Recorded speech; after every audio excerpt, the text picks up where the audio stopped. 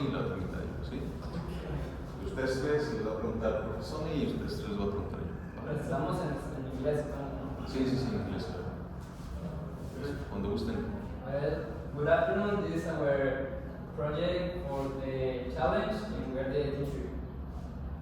The operational challenge is that was the issue was the premature failure of the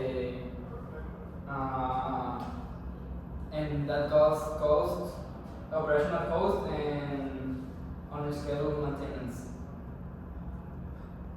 The objectives was to redesign to eliminate the premature failures under the real conditions and improve system fatigue to exceed the 20 years of service life. In this slide, we are presenting the first simulations where we assume the nominal operation conditions. First, the power transmission, which is at 362 watts at 1,200 RPMs with a torque, and that torque per lower unit. Then those simulations show us the next values, which with a static safety factor higher than 10, dynamic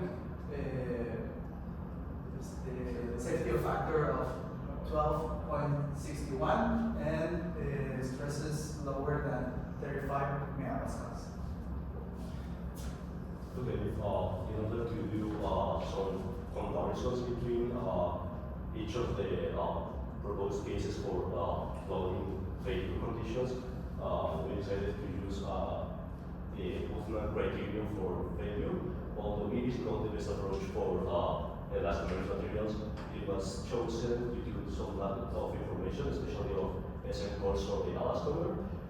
Though it might not be the best approach, it serves as a comparison between values that we can take into consideration and select which is the which is a proposal would be best.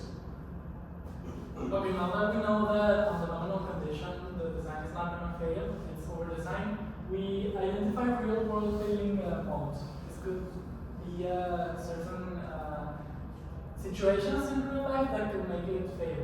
For example, the structural stiffness loss, support loosening may cause up to 30% of the shaft to carry the motor weight, which would induce a bending stress that we do not have taken, it's not been taken into account, and it would make for failure.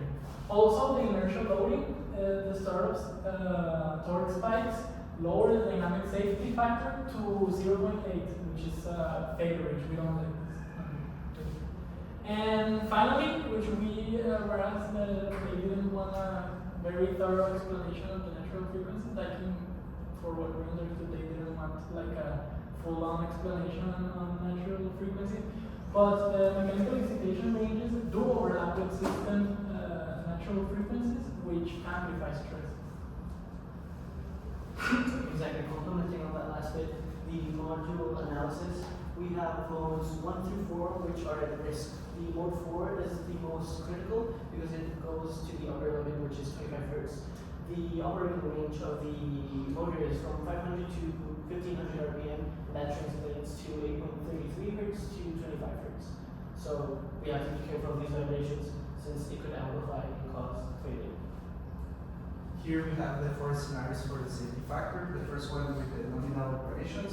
The second one when the motorway is supported by the shaft. Then is the lower one when it's the startup plus the resonance conditions, and the last one with the proposed solution. So yeah, for the proposed solution, we chose the NBK-NJC65 AGR coupling. It is a jaw-type flexible coupling, and we chose this one because it already coincides with the other coupling. It has the same dimensions, so minimum adjustment would be required to be able to incorporate it into the system. It also has a maximum a torque rating of about 200 newtons, and it can go up to 400 newton meters maximum. So it is well beyond the factor of safety. This is again from the Champagne. We're gonna For the assembly integrity, we define a mandatory for pre-law for the most support both to natural structural statement laws. And for the dynamic stabilization, shifting natural frequencies of the primarily expression range by structural reinforcement. And for the matrix protocol, predicted alignment verifications and dynamic torque inspections to prevent loud transfer to the shaft. And for the material resilience, the transition to electromagnetic elements, we improve thermal and for this damping stability.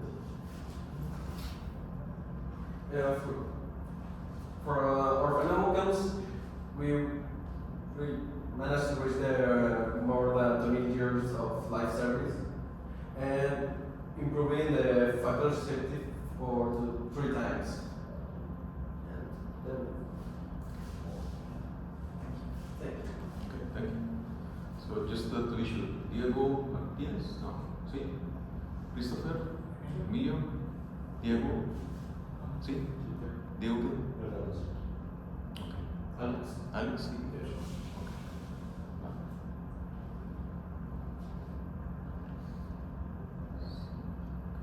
Yeah, Professor, can you? Emilio, can you go to the factor of safety formula?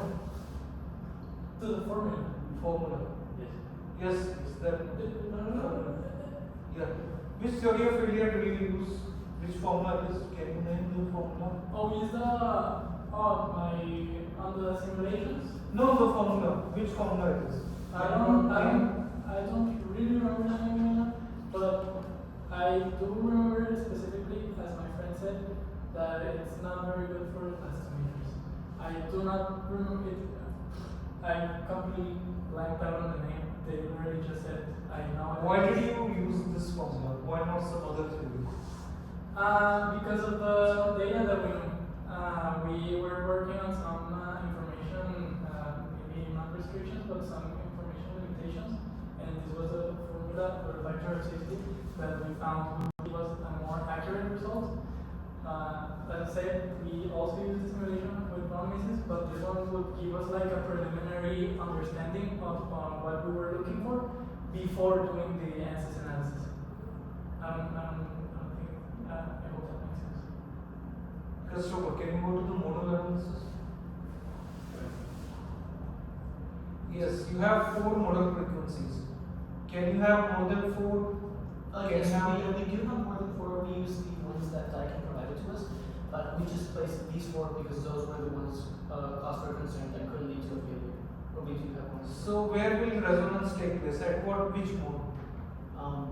Well, the most critical one would be mode 4 because it's the upper limit from 8 Hz to the 25 Hz. Can you go to FE So resonance? that could cause vibration amplification. To which? FE. FE. The color plot. No, go back. FE. Yeah. Diego. Where will the shaft be safe? Which part of the shaft will be most safe? Most safe, maybe this part because it's where there's no much stress, and just to complement, the most stress is where there are the screws. That's where in the graphic that's the big. I don't know if I answered your question. And how can you reduce the stress here in this shaft? What change will you do? Maybe change for a material with more resistance. Which material will you use?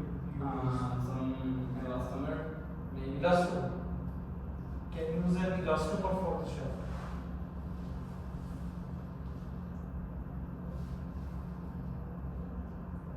Yes. For the shaft. You told me you are going to change the material of the shaft. So what material you are going to use? The new material to reduce the stress. What new material you will use? A material in concrete, I don't know what material can be, but we can do do that change and search for some information to resist the failure. Okay, thank you.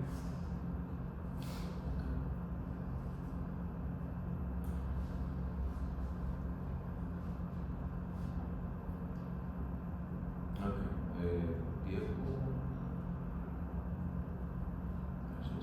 Diego Hernández, ¿no? Sí. ¿Qué tipo? Es el inglés. What kind of coupling is the one that actually exists on the ventilating unit? So let's say name or designation, so what kind of coupling it is, and mention more than two functions of that kind of coupling. So I see you are proposing a new one, so you should know what I'm talking about, what kind it is. Let's say there are two big kinds of couplings. One of those fits with the description of the current one, and name the characteristics of that kind of coupling. Okay, yeah. This type of coupling is, if I remember correctly, is a slave type coupling. So we can. Say again, I couldn't hear. It's a slave type coupling. Sleep time, okay. Yeah. In this kind of design, we have a elastomer in between two metallic sleeves. The idea of this type of coupling is to introduce some flexibility into the design and allow it to dampen any sort of vibrations that may be induced during its working operation. It is also useful to try and shift the natural frequencies of the system itself. I don't remember the focus you used to be. You mentioned more than two functions of the coupling. So when you said it's absorb vibration, let's say two more. Okay, so one is to provide dampening, here what I said. The other one is, well, most of the idea is you can also have a small diameter shaft into a large diameter shaft. That's also a huge part of this sort of design. For instance, in this specific application, you have a tiny orbital shaft. For some reason, diving is using a much larger shaft. That can just be fixed there. So we use some, use this one. All right. So yeah, you said that sleep kind of coupling, but let's say by the materials involved, would you consider this a rigid or a flexible coupling? I would call it flexible. Gracias. ¿Quién sigue? Sigue Alex. ¿Sí?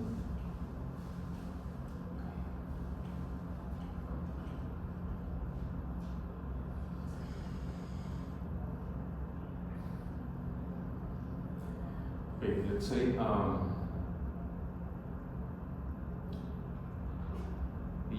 after you have done all these calculations and you know the effect factor of safety of every single part of it, let's focus on the shaft, the hollow shaft.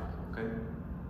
Would you can you say if would be safe or if there is any room to modify the diameter of that one, either making it smaller or bigger, or the hollow shaft, based on the calculations that you obtain, what can be done, or Well, there would be depending of also depending on well that you once if it's possible to reduce the diameter of the shaft and can you repeat again the question? yeah. So can you test it like a slide with the factor of safety? This or No. Yeah. So those are calculated where? Where are those calculated? So for instance, the 12.65, that is accounting for what? Those are dynamic, all of those? Okay, do you have static? Yeah,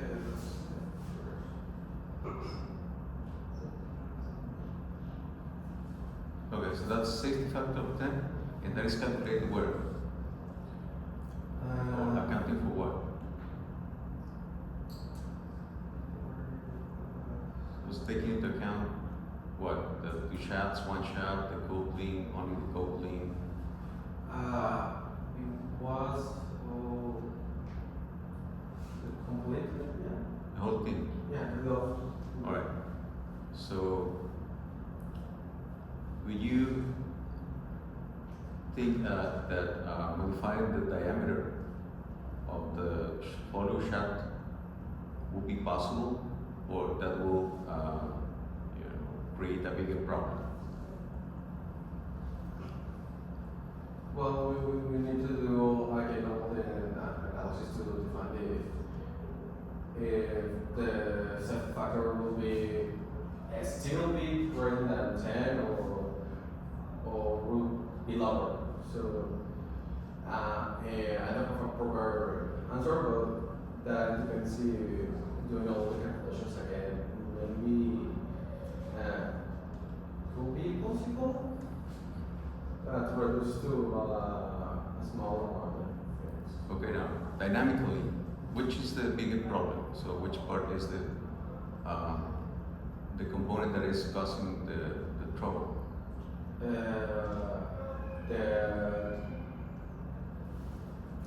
The motor, the shaft needs to support the weight of the motor, so also that affects the shaft. And you can see a stress near the coupling of the motor. Yeah. But talking about the stresses, so which component has the largest stresses or larger deformation or whatever you took into account to say that this is going to fail, right? So which component is the most critical? Well, the shaft, the motor is making the shaft have in the part like here. That makes the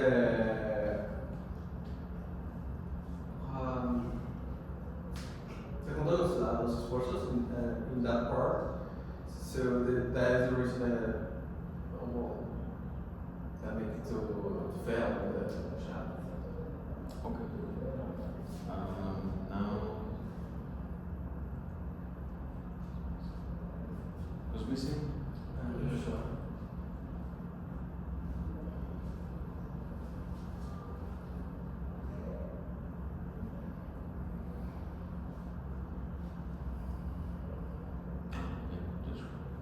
Okay.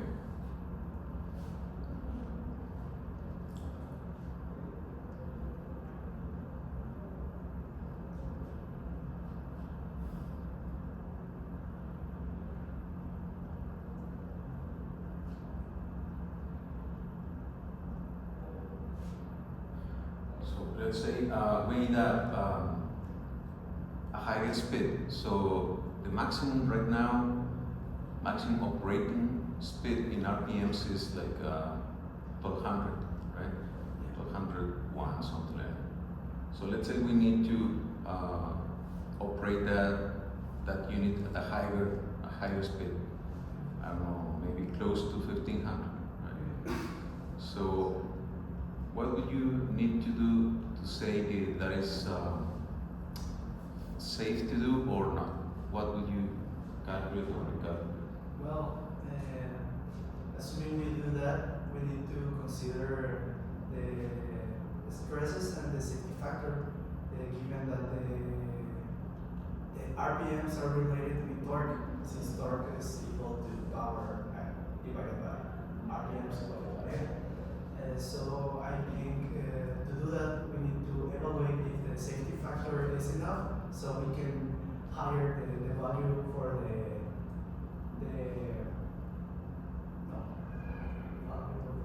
omega.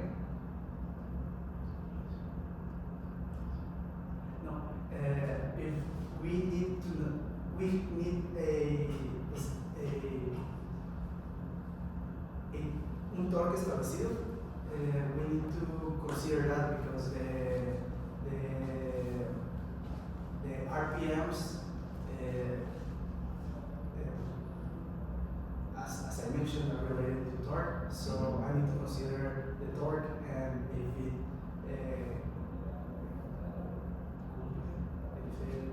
it fits with the specifications and the analysis, and the load analysis. Okay. I don't know if I answered that correctly. Listo, ya estuvo. ¿Sí?